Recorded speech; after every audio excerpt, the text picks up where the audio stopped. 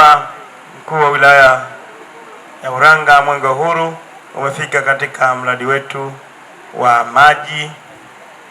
Umepokea taarifa na umekagua mradi wetu. Mradi wetu uko vizuri. Tenki la maji limejengwa hapa ambalo linapokea maji kutoka kwenye kisima na lina uwezo wa kuhifadhi maji ya lita 10,090. Lakini pia kumefungwa DP 15 katika kijiji hiki cha Nakafuru. Wananchi hawa wanatumia maji. Mheshimiwa Mkuu wa Wilaya ya Uranga, nimshukuru sana Daktari Samia Suluhu Hassan, Rais wetu mpendwa wa Jamhuri ya Muungano wa Tanzania, kwa kazi kubwa ambayo anaifanya kuwaletea wananchi wa Jamhuri ya Muungano wa Tanzania maji safi na salama, wawe wa mjini ama wa vijijini. Dr. Samia oye! Dr. Samia safi! Mheshimiwa Mkuu wa Wilaya ya Uranga, leo tunashuhudia hapa Nakafuru Mheshimiwa Rais akileta fedha nyingi kuwaletea wananchi hawa maji safi na salama. Dr. Samia oye! Dr. Samia safi! Mheshimiwa Rais amezamilia kumtua mama ndoo kichwani, na leo hapa tunashuhudia wananchi wa Nakafuru, akina mama wa Nakafuru wameshatuliwa ndoo kichwani. Maji yanapatikana katika maeneo yao ya karibu.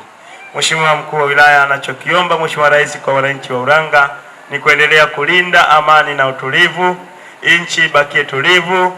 Kazi yake yeye ni kutuletea maendeleo. Mradi huu unalenga kutatua changamoto ya maji katika kijiji cha Nakafuru kwa wananchi wapatao 3169 ambao kabla ya kuwepo kwa mradi huu kulikuwa na changamoto kubwa ya ukosefu wa maji safi na salama, hivyo kupelekea kuwepo kwa magonjwa ya kutapika na kuhara kwa sababu ya matumizi ya maji yasiyofaa. Katika kutatua changamoto hii, halmashauri ilitoa eneo la ujenzi wa miundombinu ya maji ambapo wananchi walishiriki katika kufanikisha eneo la ujenzi wa miundombinu ya maji, mitaro pamoja na kulaza mabomba.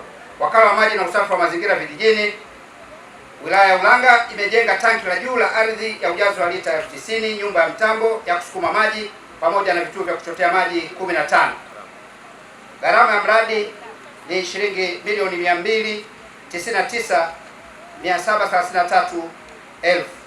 Christian Joseph Langisi ni mkazi wa hapa Nakafuru.